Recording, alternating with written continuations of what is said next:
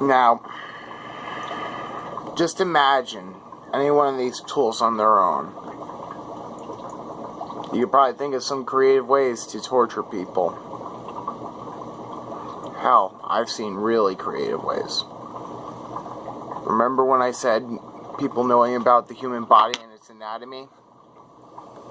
Imagine acupuncture on all the major nerves, all along your back, legs, everywhere. Now imagine each one of those with copper cable around all of them, connecting it to one major circuit. Imagine all those needles being electrified. And fuck you, phone, you can go fuck yourself.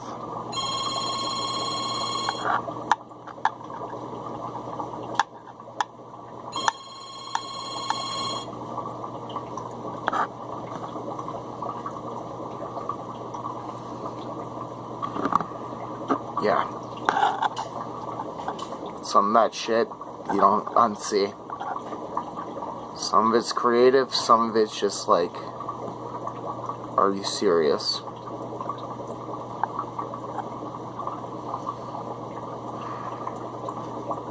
The human feet.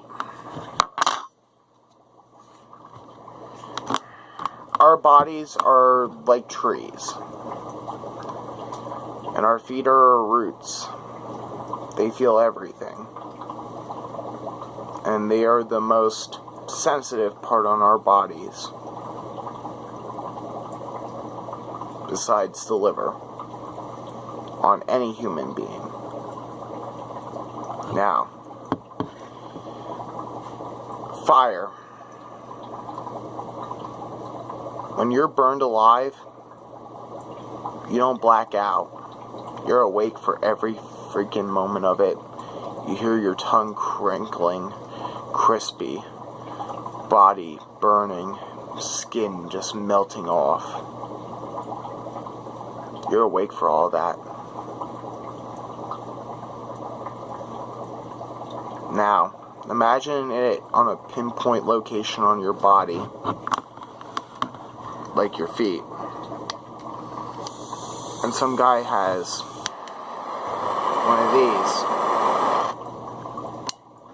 Imagine the immense pain you'll be in. Sometimes they even put freaking jelly on your feet. This jelly is like napalm. Once it's lit, it doesn't go out.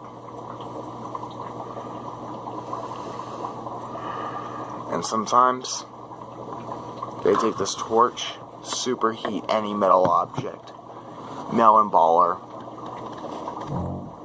They scoop out your eyes. Knives, they cut off fingers. Now in the olden days, I can find it. Are you kidding me? The one tool, I don't know where I put it. Well, that sucks. Cigar cutters. They used to use those. Now you know what they use? A device that attaches straight to your finger. And it has a little screw.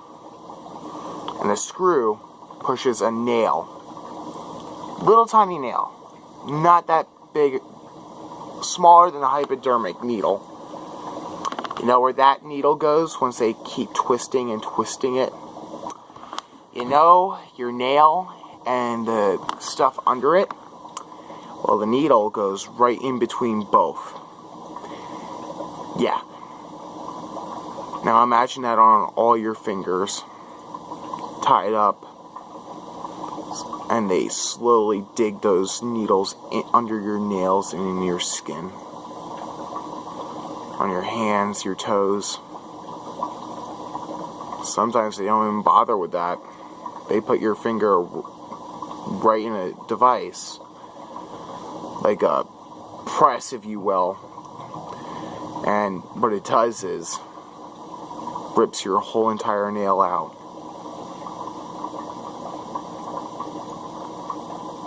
Yeah.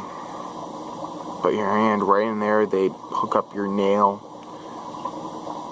slowly press on that. Never fast. Just like every inch pulls it until it finally comes out. You're lucky if you black out for that. Some people aren't so lucky. The lucky ones are the ones that pass out. The lucky ones are the ones that die and not survive torture. The lucky ones are the ones that don't have to worry about torture ever in their lives.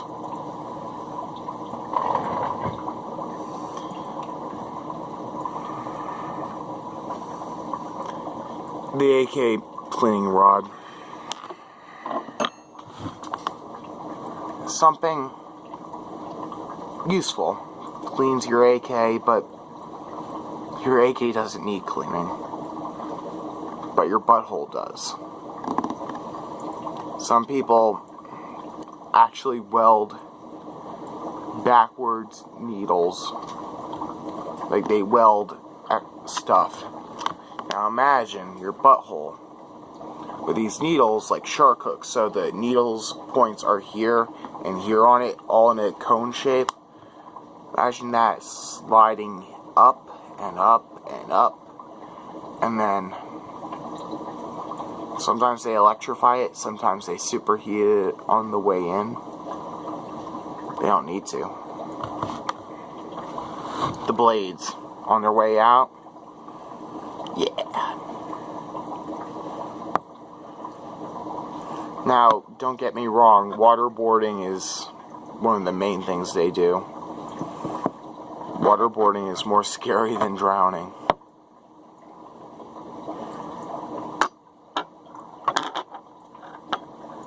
But some of them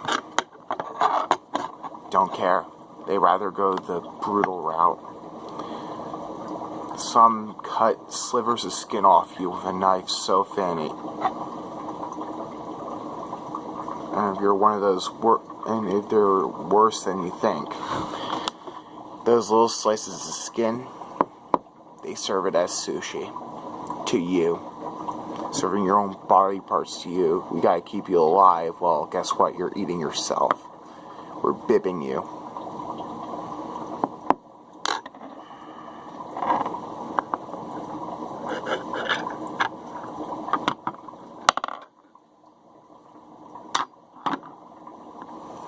Plastic.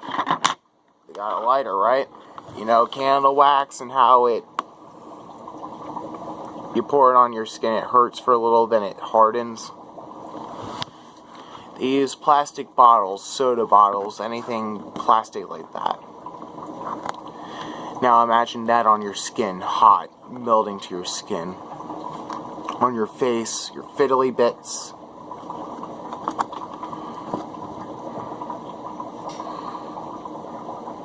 And then once it's fused on them, they wait until it's completely hardened. Then, like the worst pain you ever felt in your life, they rip it off like a Band-Aid. Catching more skin than it already had caught.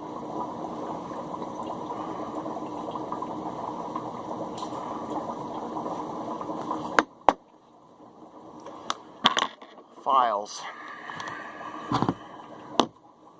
Sometimes they're handheld like this, sometimes they're like those circular ones on a buffing machine. They can go from fine to rough grit. What they do is, depending on if it's a metal file like this, they'll heat it up as well. Or if it's one of the electric ones, they do it directly to your skin. Right to the chest. Right to your back. Your inner legs. Any little fiddly bits they want.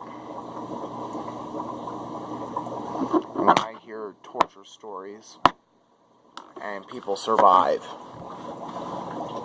one, In torture, you don't survive. And if you do, the person ain't real. A real good, well, first off, not a good torturer, and second, not professional. When you're a professional torturer, you get what you need, dispose of the evidence, dispose of the bodies. The worst sound anyone can hear, and the worst sight anyone can see. It's a man in one of these. You're bound to a chair heavily, ropes, chains, the whole deal. Sometimes you're on a cross, chained. Sometimes you're hanging upside down. But the worst thing a human person can see in that situation is a man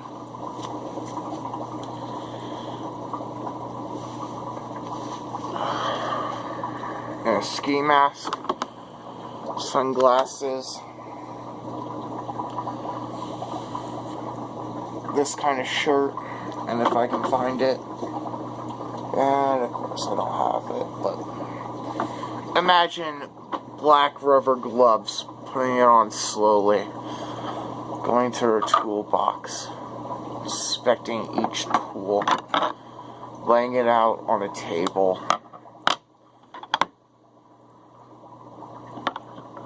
Sometimes they don't even talk to you. Sometimes they never talk to you. Sometimes they don't need to talk to you. And when they don't need to talk to you, they know everything, and it's just your time to die.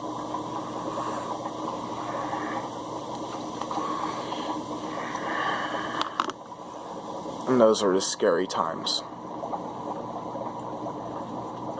Yeah, you may have rescue on the way. Yeah, there are stories of people getting away, surviving. The real torturers don't let them survive. That's and that's what I'm trying to tell you guys. There are people that I personally don't know. Could be your neighbor. Could be your own son or daughter.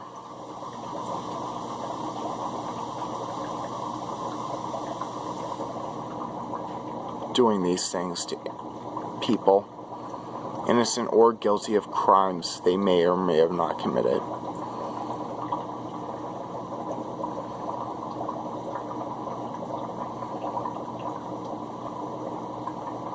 And it's happening right in our own backyard.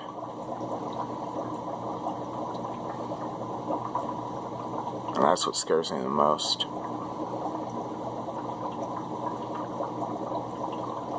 And what scares me even more is if they're in the U.S., they have larger access to tools, equipment, stuff they wouldn't have overseas. And when you give a torturer a day at Walmart, to be honest, you'll probably find the most convoluted thing